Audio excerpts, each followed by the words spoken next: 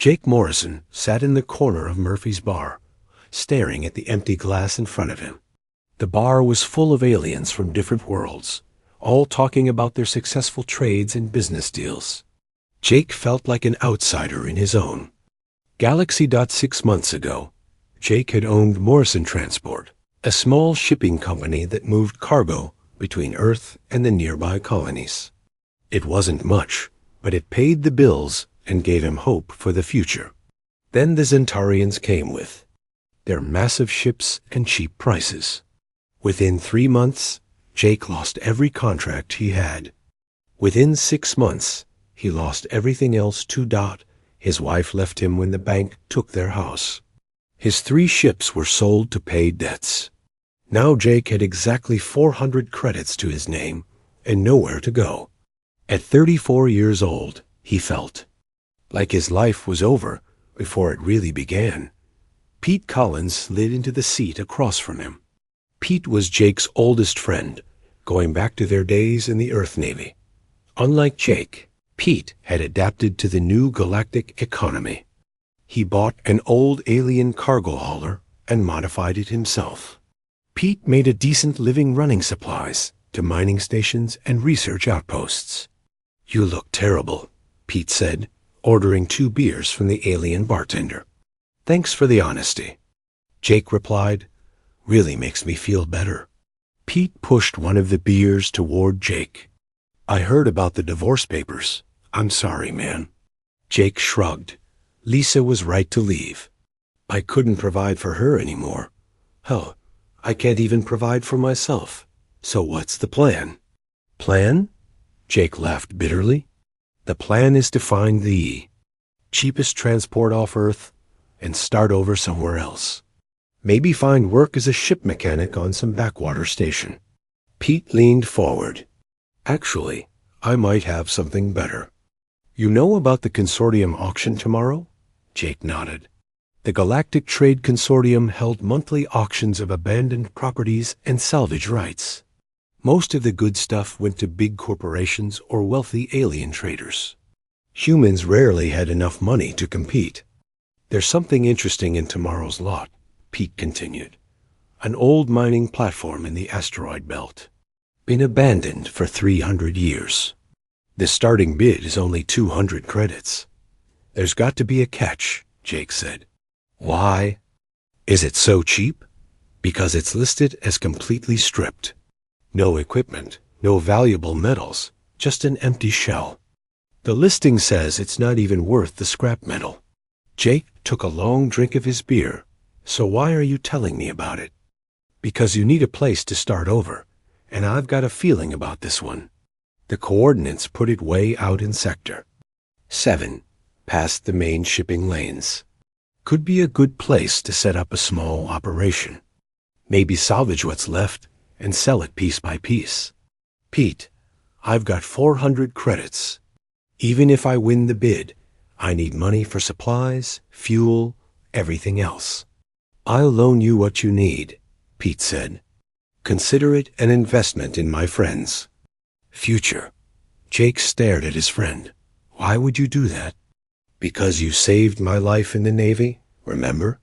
Besides, I've got a good feeling about this. Sometimes you have to take a risk to change your luck. The next morning, Jake stood in the consortium auction house with sweaty palms. The building was huge, filled with beings from across the galaxy. Most of them wore expensive clothes and had small armies of assistants. Jake felt very small in his worn work clothes. The auctioneer was a tall, thin alien with blue skin and forearms. It spoke in perfect English, since the auction was being broadcast to dozens of worlds simultaneously. Lot 47, the auctioneer announced. Derelict mining platform, asteroid belt sector 7, abandoned by Zephyrian Empire, approximately 300 years ago. Stripped of all valuable equipment and materials. Starting bid, 200 credits. Jake raised his hand. A few other bidders looked at him with amusement. One alien actually laughed out loud. 200 credits to the human, the auctioneer said. Do I hear 250? A small, furry alien raised a paw. 250. Jake's heart sank. He raised his hand again. 300. The furry alien shrugged and stopped bidding. Jake looked around the room, waiting for someone else to bid. The seconds felt like hours. Going once, going twice. Sold to the human for 300 credits. Jake couldn't believe it. He had actually won something at a consortium auction. After the paperwork was finished, Jake walked out of the auction. House in a daze. A consortium representative, an insect-like alien with compound eyes, handed him a datapad with the coordinates and legal documents. "Congratulations, human," the alien said with what sounded like sarcasm. "You are now the proud owner of a worthless piece of space junk. I hope you didn't spend money you couldn't afford to lose." The alien walked away, clicking and buzzing what Jake assumed was laughter. 2 weeks later, Jake stood in the cargo bay of Pete's ship, checking his supplies one last time. He had basic tools, food for 3 months, emergency oxygen, and a portable generator. It wasn't much, but it would have to do. "You sure about this?" Pete asked for the 10th time. "It's a 3-week trip each way. If something goes wrong out there, I can't get to you quickly." "I'm sure," Jake said, though he wasn't really. "Besides, what's the worst that could happen? I waste a few months and end up back where I started." "The worst that could happen is you die alone in space," Pete replied. "But I guess that's better than dying broke on Earth." Jake strapped himself into the pilot's seat of his small personal shuttle. It was old and barely space-worthy, but it would get him to the coordinates and back. He hoped. "See you in a few months," Jake called out as Pete's cargo bay doors opened. The journey to Sector 7 took exactly 21 days. Jake spent most of the time reading technical manuals and planning how he would survey the mining platform. He tried not to think about what he would do if the platform was completely worthless. On the 21st day, Jake's sensors picked up something large ahead. As he got closer, his jaw dropped open. It wasn't a mining platform at all. What Jake saw was a massive fortress built into a hollowed-out asteroid. The structure was at least 10 kilometers long and 5 kilometers wide. Strange towers and docking bays covered its surface. It looked nothing like any alien architecture Jake had ever seen. "What the hell?" Jake whispered to himself. As he approached the fortress, Jake realized it was completely dark. No lights, no energy readings, no signs of life. Whatever this place was, it had been dead for a very long time. Jake found a docking bay that looked like it could fit his shuttle. As he guided his ship inside, emergency lighting activated automatically. The bay was huge, big enough for ships 10 times the size of his shuttle. Jake put on his spacesuit and stepped out of his ship. The gravity generators were still working, though he couldn't understand how. The air was thin but breathable, according to his suit's sensors. He looked around the docking bay in amazement. The walls were made of some kind of metal he didn't recognize. Strange symbols were carved into every surface, symbols that seemed to shift and change when he wasn't looking directly at them. Jake walked to what looked like a control panel near the bay entrance. When he touched it, nothing happened. The entire fortress remained dark and silent. "Well," Jake said to himself, "I definitely didn't get what I paid for. But maybe I got something a lot more interesting." He activated his suit's recording equipment and began documenting everything he saw. Whatever this place was, it was going to change his life forever. He just didn't know how yet. As Jake explored the docking bay, he found corridors leading deeper into the fortress. The passages were built for beings roughly his size, which was strange. Most alien species were either much larger or much smaller than humans. Jake made his decision. Tomorrow, he would begin exploring the fortress properly. Tonight, he would sleep in his shuttle and try to process what he had discovered. He had come looking for scrap metal and empty rooms. Instead, he had found a mystery that might be worth more than anything he had ever imagined. As Jake settled into his shuttle for the night, he couldn't shake the feeling that he was being watched. But when he looked out at the dark fortress, he saw nothing but shadows and strange symbols. He was completely alone in a structure that shouldn't exist, in a part of space where no one would look for him. And somehow, for the first time in months, Jake Morrison felt hopeful about the future. Jake woke up to the sound of his suit's alarm beeping. He had fallen asleep in the pilot's chair, and his neck hurt from the awkward position. Outside his shuttle, the fortress remained dark and silent. After a quick breakfast of protein bars and coffee, Jake put on his spacesuit and grabbed his exploration kit. He had basic tools, a portable scanner, and emergency supplies. The corridor leading out of the docking bay stretched into darkness. Jake turned on his helmet light and stepped into the corridor. The walls were covered with the same strange symbols he had seen in the docking bay. As he walked, the symbols seemed to move slightly, like they were alive. Jake told himself it was just his imagination. The corridor was wide enough for 3 people to walk side by side. The ceiling was about 3 meters high, perfect for someone Jake's size. Every few meters, Jake found what looked like doors, but they wouldn't open when he tried to push or pull them. After walking for 30 minutes, Jake reached a junction where 5 corridors met. Each corridor looked identical to the others. Jake marked his path with spray paint so he wouldn't get lost. He chose the corridor that led toward the center of the fortress. This corridor was different. Instead of being empty, it had what looked like equipment or furniture along the walls. Jake couldn't figure out what any of it was for. Some pieces looked like chairs, others like control panels, but nothing was familiar. Jake's scanner was picking up strange energy readings from deeper in the fortress. The readings were very weak, but they were definitely there. Something in this place was still powered after 300 years. As Jake went deeper, the corridor began to slope downward. The walls became smoother, and the strange symbols were bigger and more complex. Jake felt like he was walking into the heart of something ancient and important. After 2 hours of walking, Jake reached a massive door. It was at least 5 meters tall and 3 meters wide. The door was covered with symbols that seemed to glow faintly in his helmet light. Jake tried to push it open, but it wouldn't move. He examined the door more carefully. There was a small panel next to it that looked like it might be a control system. Jake touched the panel, and nothing happened. He tried pressing different parts of it, but still nothing. Frustrated, Jake placed his whole hand flat against the panel. Suddenly, the panel began to glow with bright blue light.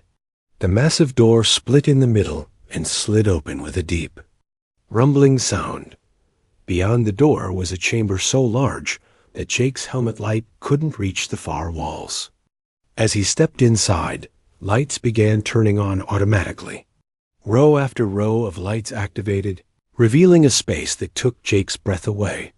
The chamber was enormous, at least 100 meters wide and 50 meters high. The walls were covered with control panels, screens, and devices that Jake couldn't identify. In the center of the chamber stood a towering crystal formation that pulsed with soft blue light. Jake walked toward the crystal, his footsteps echoing in the vast space. As he got closer, he could see that the crystal wasn't natural. It was clearly artificial, with perfect geometric patterns and what looked like circuitry running through it. The crystal was about 10 meters tall and 3 meters wide at its base. It rose from a platform covered with control panels and displays. Some of the displays showed symbols Jake didn't recognize, while others showed what looked like star maps. Jake climbed the steps to the platform. The crystal was beautiful, with light flowing through it like liquid. Without thinking, Jake reached out and touched its surface. The moment his hand made contact with the crystal, the entire fortress came alive. Lights blazed on throughout the chamber. Screens and displays activated everywhere. Jake could hear the hum of machinery starting up throughout the fortress.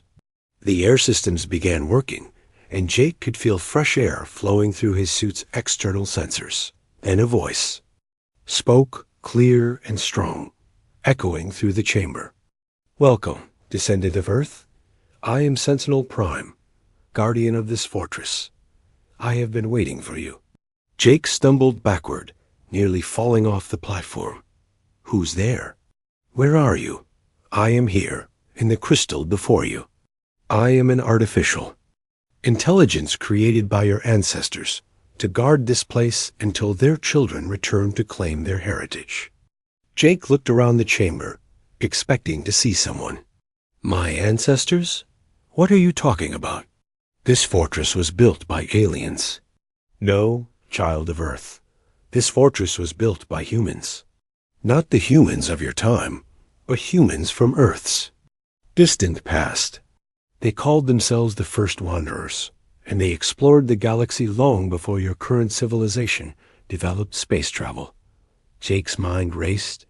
"That's impossible. Humans only reached space 300 years ago."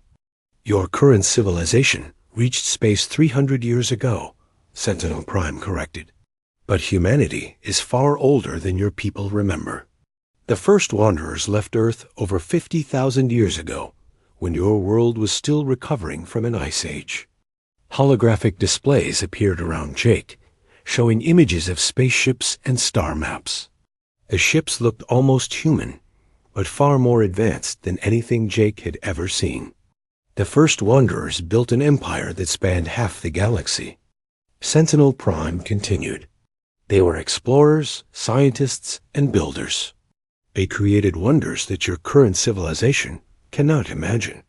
"What happened to them?" Jake asked. "They made enemies, ancient beings who feared human potential. War came, and the first wanderers chose to disappear, rather than see the galaxy burned by conflict. They scattered their knowledge in hidden places, like this fortress, waiting for the day when humanity would return to the stars." Jake sat down heavily on the platform steps. "And you think I'm some kind of heir to all this? You are human, and you have found this place. That is enough." The first wanderers knew that their descendants would eventually reach the stars again. They left instructions for when that day came. Instructions for what? For reclaiming humanity's place in the galaxy. For taking back what was stolen from you. For becoming more than you ever dreamed possible. Jake looked around the chamber at all the advanced technology. "I'm just one person. I can't do anything with all this. You are not alone. There are other humans scattered across the galaxy, struggling to find their place among alien civilizations.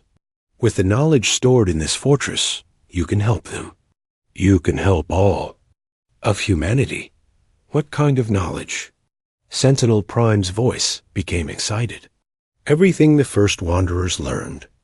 Advanced manufacturing techniques, weapons and defense systems, space travel technology far beyond what your people currently possess, medical knowledge that could extend human life for centuries." Jake stood up and walked closer to the crystal. "And you're offering all of this to me?" "I am offering it to humanity through you. But I must warn you, accepting this knowledge comes with great risk. There are beings in this galaxy who remember the first wanderers and fear their return. If you claim this heritage, you will make enemies of some of the most powerful forces in known space." Jake thought about his empty life on Earth, his failed business, his lost marriage, his complete lack of prospects. Then he thought about humanity's place in the galaxy, always struggling, always looked down upon by alien species they considered humans primitive and weak. "What would I have to do?" Jake asked. "Accept the role of keeper. Learn the knowledge stored here. Use it wisely to help humanity grow strong. And prepare for the day when the old enemies return." Jake looked at the crystal, its blue light pulsing like a heartbeat. "If I say yes, What happens next? The fortress will recognize you as its master. Its manufacturing systems will come online. Its weapon systems will activate. And you will begin learning secrets that could change the fate of every human in the galaxy. Jake took a deep breath. And if I say no? The fortress will remain dormant. The knowledge will stay hidden. And humanity will continue to struggle alone among the stars. Jake thought about Pete, working hard just to make a living hauling cargo. He thought about all the humans he had met who were trying to compete with alien businesses and alien technology. He thought about Earth itself, barely noticed by the great galactic civilizations. What about the other fortresses? Jake asked. You said the first wanderers scattered their knowledge. There are 11 other sites like this one, hidden throughout the galaxy. If you prove worthy, they will reveal themselves to you in time. Jake walked around the crystal, studying its perfect surface. How do I know I can trust you? How do I know this isn't some kind of trap? You don't, Sentinel Prime replied honestly. You must choose based on faith and hope. The same faith and hope that drove your ancestors to leave Earth 50,000 years ago. Jake stopped walking and faced the crystal directly. If I do this, I won't be the same person I was when I walked. In here? No, you will not. You will become something more. Something your species needs to survive and thrive in a dangerous galaxy. Jake thought about his conversation with Pete just a few weeks ago. Sometimes you have to take a risk to change your luck. All right, Jake said finally. I accept. Make me the keeper. The crystal's light intensified, and Jake felt a warm sensation flow through his body. Knowledge began flooding into his mind. Not overwhelming, but steady and clear. He saw star maps of the galaxy, learned about technologies he had never imagined, and understood secrets that had been hidden for T. Jake spent the next 3 weeks learning to use the fortress systems. The knowledge Sentinel Prime had given him was like having a library downloaded directly into his brain. He understood the principles, but he needed practice to make them work. Fortress was incredible. It had manufacturing systems that could create anything from raw materials. It had power generators that used zero-point energy, pulling power directly from space itself. The weapon systems were beyond anything Jake had imagined. Energy cannons that could destroy entire fleets, defensive shields that could stop any attack. But the most amazing discovery was the fabrication bay. Jake could design improvements to existing technology, and the fortress would build them automatically. He started small, creating better tools and equipment for himself. Then he got more ambitious. Sentinel Prime, Jake said one morning as he worked in the fabrication bay. I want to upgrade Pete's cargo hauler. Can we do that without making it too obvious? Certainly, Keeper Morrison. What improvements do you have in mind? Jake had been thinking about this for days. Better engines for speed and fuel efficiency. Stronger hull armor. Improved life support systems. Maybe some basic defensive systems, but nothing that looks too military. The improvements you suggest are easily within our capabilities. However, I must ask, are you certain your friend can be trusted with First Wanderer technology? Jake nodded. Pete saved my life more than once. He's the only person who believed in me when I had nothing left. If I can't trust him, I can't trust anyone. The fabrication bay began working immediately. Jake watched in amazement as robotic systems built components using techniques that shouldn't have been possible. The new engine parts were stronger than anything in the current galaxy, but they looked like slightly improved versions of standard human technology. When Pete arrived at the fortress 3 weeks later, Jake was waiting for him in the docking bay. Pete's ship looked small and primitive compared to the massive fortress, but Jake was glad to see his friend. Holy hell, Jake, Pete said as he climbed out of his cargo hauler. What is this place? It's showing up on my sensors as bigger than a space station. It's a long story, Jake replied. But the short version is that I didn't buy an abandoned mining platform. I bought humanity's birthright. Pete looked around the docking bay with wide eyes. Humanity's what now? Over the next few hours, Jake explained everything. He showed Pete the control center, introduced him to Sentinel Prime, and demonstrated some of the fortress's capabilities. Pete listened to it all with growing amazement. So you're telling me that ancient humans built this place? Pete asked. Built this place and 11 others like it, all hidden throughout the galaxy, waiting for modern humans to find them. Pete shook his head. This is insane. Do you realize what this means? Humanity could become a major power in the galaxy. That's the idea, Jake said. But we have to be careful. Sentinel Prime warned me that there are forces out there who won't want to see humanity become strong. What's the plan? Jake led Pete to the fabrication bay, where the new components for his ship were waiting. The plan is to start small. We upgrade your ship with better technology, but nothing too obvious. You go back to your normal trading.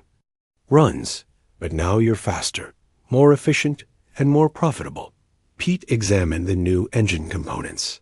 They looked like improved versions of standard parts, but Jake could see the recognition in his friend's eyes.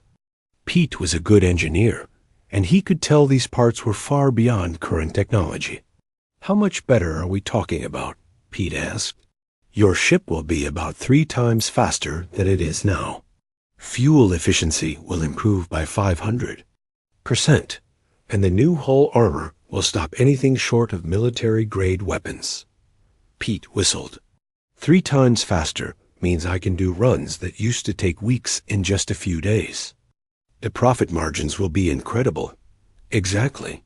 But you have to be careful not to draw too much attention. Make your runs, make your money, but don't advertise how you're doing it. Over the next 2 days, Jake and Pete installed the new components. The work was easy with the fortress's advanced tools, but Jake was careful to make sure Pete understood every system. He wanted his friend to be able to maintain the upgrades without having to return to the fortress.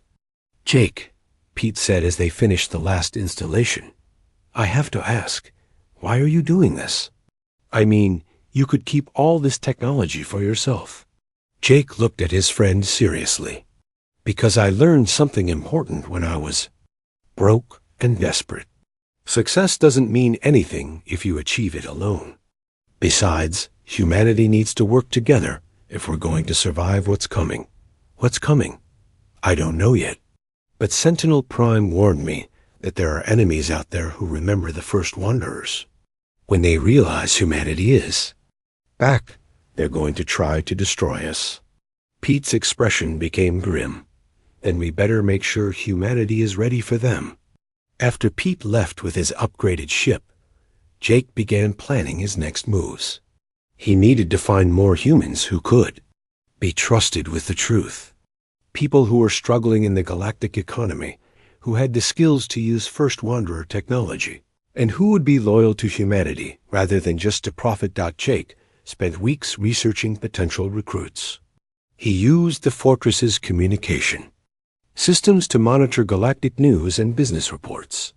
He was looking for specific types of people, humans who had been treated unfairly by alien businesses, scientists whose research had been stolen, military personnel who had been discharged. For questioning orders, he found Lisa Harper on a research station in the Vega system. She was a xenorchaeologist who had been studying human origins for years. Her theories about ancient human civilizations had been ridiculed by alien academics, and she had been forced to take a job cataloging artifacts for a Zentarian museum. Jake sent her a carefully worded message suggesting he had found evidence that would support her theories. He included some minor artifacts from the fortress as proof. Within days, Lisa was on a transport ship heading for the fortress. Carlos Martinez was different.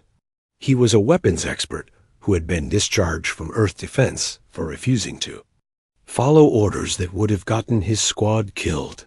He was working as a security guard on a mining station, drinking too much and fighting with anyone who looked at him wrong. Jake found Carlos in a bar, fight with 3 alien miners who had been making jokes about human weakness. Carlos was holding his own, but he was outnumbered. Jake's message to Carlos was simple. Want to show the galaxy what humans are really capable of. Katie Walsh was the hardest to find. She was a cyber warfare specialist who had been blacklisted by every major corporation in the galaxy. Her crime was exposing how alien businesses were using illegal hacking techniques to steal human trade secrets. She was hiding on a backwater station under a false name. Jake's message to Katie was even simpler. They tried to silence you. Want to make them pay? Within a month, all 3 of them had arrived at the fortress. Jake was careful to introduce them to the truth gradually. He started with the basics. The fortress existed. It was built by ancient humans, and it contained technology that could change everything. Lisa was fascinated by the historical implications. This proves everything. I theorized about ancient human civilizations. We weren't primitive cave dwellers 50,000 years ago. We were star travelers. Carlos was more interested in the practical applications. These weapon systems could outfit an entire fleet. We could build a defense force that would make the aliens think twice about pushing humans around. Katie was already thinking about the bigger picture. The communication systems here are more advanced than anything in the galaxy. We could connect every human settlement, coordinate our efforts, share information instantly. But Jake was most interested in what happened when Pete returned from his first trading run with the upgraded ship. Pete was grinning from ear to ear as he climbed out of his cargo hauler. Jake, you're not going to believe this. I just completed the Centauri run in 4 days. 4 days. It usually takes me 2 weeks. How did the ship perform? Like a dream. Smooth, fast, efficient. I used less fuel for the entire round trip than I usually use for a one-way journey. And the cargo handling systems you installed cut my loading time in half. Pete pulled out a credit chip. I made more profit on this one run than I usually make. In 3 months. Word is already spreading about the crazy human who's undercutting all the alien shipping companies. Jake felt a chill of worry. What kind of word? Good word, mostly. Other human traders are asking how I'm doing it. Some of the alien companies are starting to take notice, but they think I just got lucky with favorable space currents. What? About the authorities? Pete shrugged. The consortium sent an inspector to look at my ship, but everything checked out. The upgrades look like standard human technology, just better engineered. That night, Jake called a meeting with his team. They gathered in the control center, with Sentinel Prime participating through the communication system. We've taken our first step, Jake said. Pete's success proves that First Wanderer technology can give humans a real advantage in the galactic economy, but we need to be smart about how we proceed. Lisa leaned forward. What's the next step? We start small. We identify humans who are struggling, who we can trust, and who have the skills to use our techno. The attack came without warning on a Tuesday morning. Jake was in the fabrication bay, working on upgrades for a small fleet of human cargo ships. Over the past 6 months, his network had grown to include 23 trusted humans across 12 star systems. Each of them had received carefully designed technology upgrades that made them more competitive without drawing too much attention. The strategy was working. Human businesses were starting to thrive in sectors where they had previously struggled. Alien companies were beginning to notice the competition, but most assumed it was just improved human engineering rather than anything revolutionary. Then Sentinel Prime's emergency alarm filled the fortress. Keeper Morrison, we have incoming ships, multiple large vessels approaching from the galactic north. Their weapon systems are active. Jake ran to the control center, where Lisa, Carlos, and Katie were already gathering around the main display. The screen showed 27 ships in battle formation, moving toward the fortress at high speed. "Who are they?" Jake asked. "Hegemony of Talons," Sentinel Prime replied. "One of the galaxy's major military powers. The leading ship is the Bloodclaw, commanded by Scarveth, a warrior with over 200 confirmed kills." Carlos studied the formation. "Those are heavy battleships. Each one could take on an entire human fleet and win." Katie was working at a communication console. "I'm picking up their transmission. They're demanding we surrender immediately and turn over all First Wanderer technology." "How did they find out about us?" Lisa asked. "Unknown," Sentinel Prime replied, "but their intelligence is accurate. They know exactly what this fortress contains." Jake felt his stomach drop. "Can our defenses handle them?" "The fortress weapon. Systems are far superior to anything they possess. However, activating them will reveal our true capabilities to the entire galaxy. There will be no hiding after that." Jake looked at his team. "Options? We could try to negotiate," Lisa suggested. "Maybe offer them some minor technology in exchange for leaving us alone." Carlos shook his head. "Warriors like the Talons don't negotiate. They take what they want by force. If we show weakness, they'll just bring more ships." Katie looked up from her console. "They're hailing us directly now. Scarveth wants to speak with whoever is in charge here." Jake took a deep breath. "Put him through." The main screen changed to show a massive bird-like alien in elaborate armor. Scarveth had razor-sharp talons, a curved beak, and eyes like burning coals. When he spoke, his voice was harsh and commanding. "Human creature, I am Scarveth of the V, Hegemony of Talons. You will surrender the ancient weapons and technology you have stolen. You will submit to interrogation about how you acquired these items. You will accept hegemony rule over this facility." Jake stepped forward. "I'm Jake Morrison, and this fortress belongs to humanity by right of inheritance. We haven't stolen anything." Scarveth's laugh was like the sound of breaking glass. "Humans are a weak, primitive species. You could never have created such technology. You found it somewhere and took it, like the scavengers you are." "You're wrong," Jake replied. "This fortress was built by our ancestors thousands of years ago. We have every right to reclaim it." "Your ancestors?" Scarveth's eyes blazed with anger. "You dare claim connection to the First Wanderers? They disappeared long before your pathetic species crawled out of the mud." Jake felt a shock of recognition. "You know about the First Wanderers?" "Of course I know about them. The hegemony has fought them before. We remember their arrogance, their belief that they were superior to all other life. We helped drive them from the galaxy, and we will not allow their return." Suddenly, everything made sense. The hegemony wasn't just after the technology. They saw the return of humanity as the return of their ancient enemies. "The First Wanderers were human," Jake said firmly, "and we are their descendants. This fortress is our inheritance." Scarveth's voice became deadly quiet. "Then you will die as they did. But first, you will watch your pathetic species burn." The communication ended. On the tactical display, the Talon ships began moving into attack formation. "They're powering up their weapons," Carlos reported. "Energy signatures are off the charts."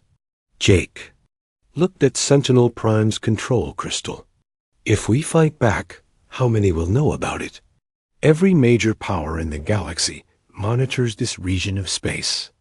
The moment I activate the fortress weapons, the entire galaxy will know that the First Wanderers have returned. And if we don't fight back, we die. And with us dies humanity's best chance of survival." Jake thought about all the humans in his network. Pete was out there somewhere, probably making another profitable run with his upgraded ship.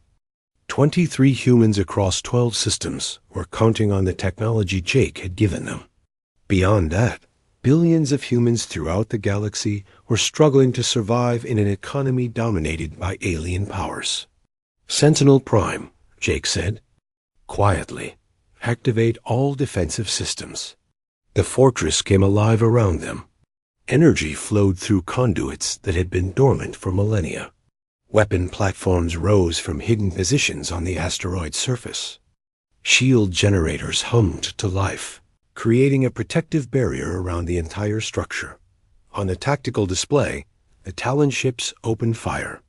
Hundreds of energy beams and missile salvos streaked toward the fortress.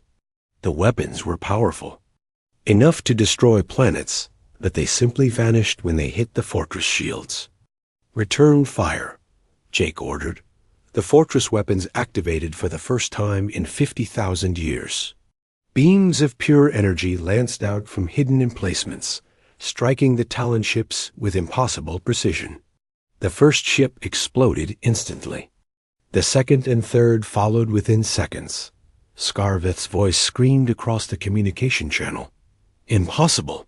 Those are First Wanderer weapons. How do primitives like you control such power?" "We told you," Jake replied calmly. "This is our inheritance."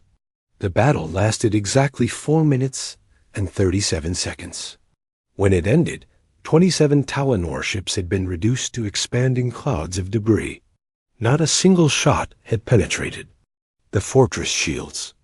The silence that followed was deafening.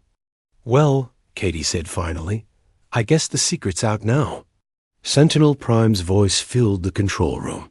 "Keeper Morrison, I am detecting massive communication traffic throughout the galaxy. News of this battle is spreading to every major civilization." Jake slumped into a chair. "What kind of reactions are we seeing?" "Mixed. Some species are expressing interest in establishing diplomatic contact. Others are mobilizing their fleets. The Galactic Trade Consortium has called an emergency session to discuss the human situation." Lisa looked worried. "What about the other human settlements? Are they in danger?" "Unknown, but likely.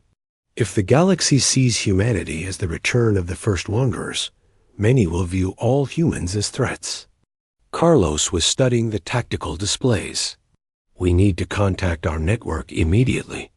They need to know what's happening and what it means for them." Over the next few hours, Jake sent emergency messages to all 23 humans in his network. The responses came back quickly, and they weren't good. Pete was the first to reply. "Jake, something's happening out here. Alien ships are demanding to inspect human vessels. Some human traders are being detained for security reasons. What the hell is going on?" Similar reports came from across the galaxy. Human businesses were being shut down without explanation. Human workers were being fired from alien companies. Some human colonies were reporting alien warships gathering near their systems. "It's starting," Jake said grimly. "The galaxy is turning against humanity. Can we protect them all?" Lisa asked. Sentinel Prime answered, "Not from here. The fortress is powerful, but it cannot defend 12 star systems simultaneously." Jake stared at the tactical display, watching as red symbols appeared throughout the galaxy, each one representing a threat to human settlements. "Then we need to think bigger," Jake said. "Sentinel Prime, you mentioned there were 11 other fortress sites. Can we activate them? Not remotely. Each site requires a human presence to awaken its systems. However, if you prove yourself worthy in the coming trials, the sites will reveal themselves to you." "What trials?" The First Wanderers knew this. Day would come. They prepared tests to determine if their descendants were ready to reclaim their full heritage. You have passed the first test by awakening this fortress and defending it successfully. Katie looked up from her communication console. "Jake, we're getting reports from Earth. The consortium has issued an ultimatum to the human government. They want Earth to disavow any connection to this fortress and turn over any humans who might be involved with illegal alien technology." "What did Earth say?" "They're trying to negotiate, But the consortium is threatening economic sanctions. If they don't comply, Jake felt anger building in his chest. For months, he had tried to help humanity gradually, quietly, without making waves. Now the galaxy was turning against his entire species because he had defended himself against an unprovoked attack. Sentinel Prime, how quickly could you build more ships like the ones our network is using? With the full fabrication systems active, I could produce 50 upgraded vessels per day. However, that would require significant raw materials. Carlos grinned.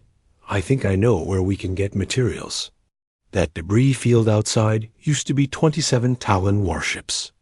An excellent suggestion, Sentinel Prime. 3 months after the Talon attack, Jake stood in the Fortress Command Center, watching humanity's first real fleet prepare for battle. 50 ships hung in space around the fortress, each one crewed by humans who had chosen to fight rather than hide. The fleet looked impressive, but Jake knew it wouldn't be enough.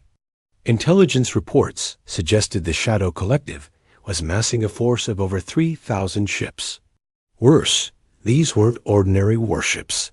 They were vessels specifically designed to hunt and kill humans, built using 50,000 years of preparation and hatred.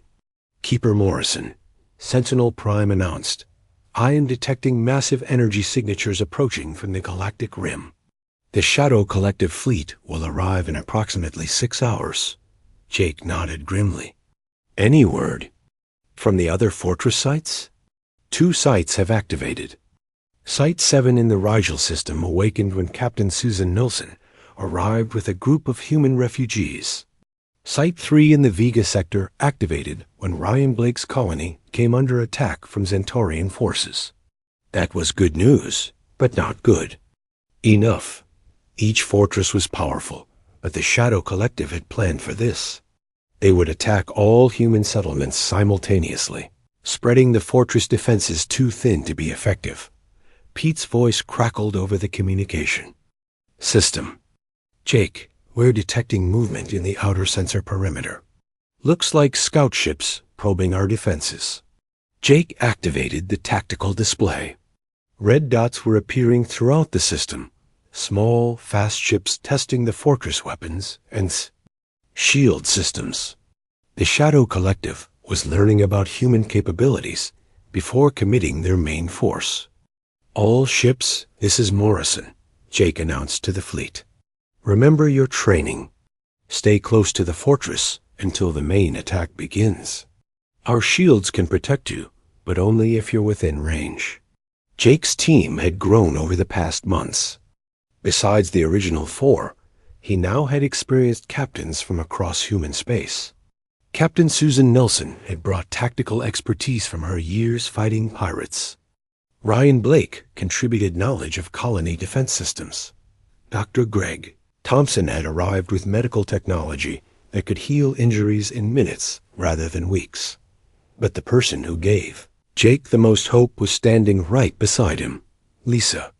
Harper had spent weeks studying First Wanderer historical records. What she found changed everything Jake thought he knew about the coming battle. Jake, Lisa said quietly, I need to tell you something about the Shadow Collective. Something Sentinel Prime doesn't know. Jake looked at her with concern. What is it? I've been studying the historical records, cross-referencing them with archaeological data from dozens of worlds. The Shadow Collective isn't just afraid of human technology or human expansion. Then, what are they afraid of? Lisa activated a holographic display showing star maps from 50,000 years ago. They're afraid of what humans become. According to the records, the first wanderers weren't just explorers and warriors. In their final years, some of them transcended normal biological limits. They became something new, part organic, part energy, part machine. Jake stared at the display. You're saying they evolved beyond normal humanity? More than that. They became beings of pure thought and energy, capable of manipulating matter and energy at the quantum level. The Shadow Collective didn't just fight the first Wanderers. They fought gods. Sentinel Prime's voice joined the conversation. Dr. Harper is correct. The final generation of first Wanderers achieved what we called the Great Transcendence. They became beings of incredible power, no longer bound by the limitations of physical existence. What happened to them? Jake asked. They departed this dimension to explore realities beyond our universe. But before they left, they prepared the way for their descendants to follow the same path. Jake felt a chill of understanding. The trials you mentioned, they're not just about proving worthiness. They're about preparing humanity for transcendence. Exactly. And if you succeed, the Shadow Collective's worst fears will be realized. Humanity will not just return to the galaxy. Humanity will surpass every other species that has ever existed. The conversation was interrupted by proximity alarms. On the tactical display, massive energy signatures were appearing at the edge of the system. The Shadow Collective had arrived. Jake counted the ships as they appeared. 1,000, 2,000, 3,000.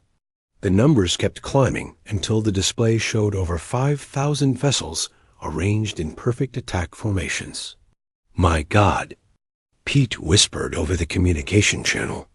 How are we supposed to fight that? The lead ship was massive, easily 10 times larger than anything in Jake's fleet. As Jake watched, it began broadcasting on all frequencies. Humans of the false inheritance. The voice was electronically distorted, but filled with ancient hatred. You have awakened powers that you cannot control. You carry the genetic curse of the first Wanderers, the species that nearly destroyed all life in this galaxy. Jake activated the response channel. This is Jake Morrison, keeper of Haven Station. We haven't threatened anyone.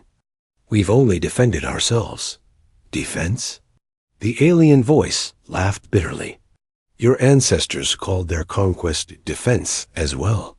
They claimed they were bringing order to the galaxy, while they enslaved entire species to their will. That's not true, Jake replied, but even as he said it, he wondered if it was. It is absolutely true. And we have spent 50,000 years ensuring that when humanity returned, we would be ready. Every ship in our fleet carries weapons specifically designed to kill humans. Every shield is calibrated to stop your technology. Every strategy is planned to prevent another First Wanderer transcendence.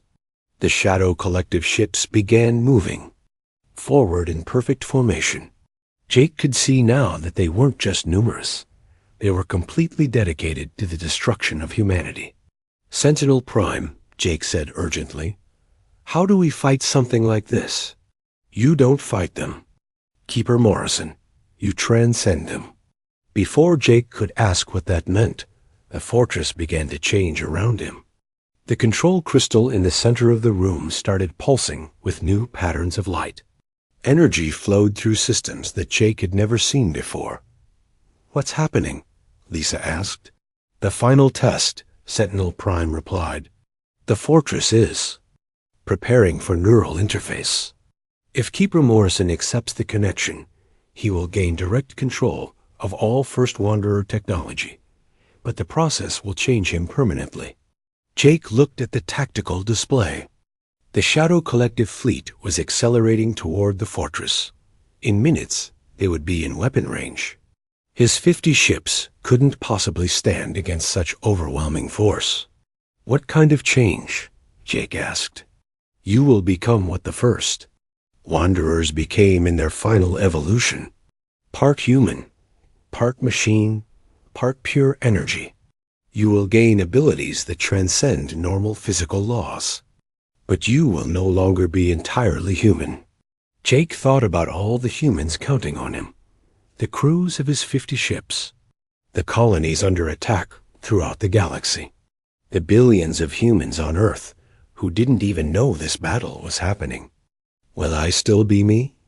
You will be you, but more than you. The transformation enhances rather than replaces. You will retain your humanity while gaining the power to protect it. The Shadow Collective ships opened fire. Thousands of energy beams streaked toward the fortress. The shields held, but Jake could see the power readings fluctuating under the massive assault. "Keeper Morrison," Susan Nelson's voice came over the communication channel. "Whatever you're going to do it fast. Our shields won't hold much longer."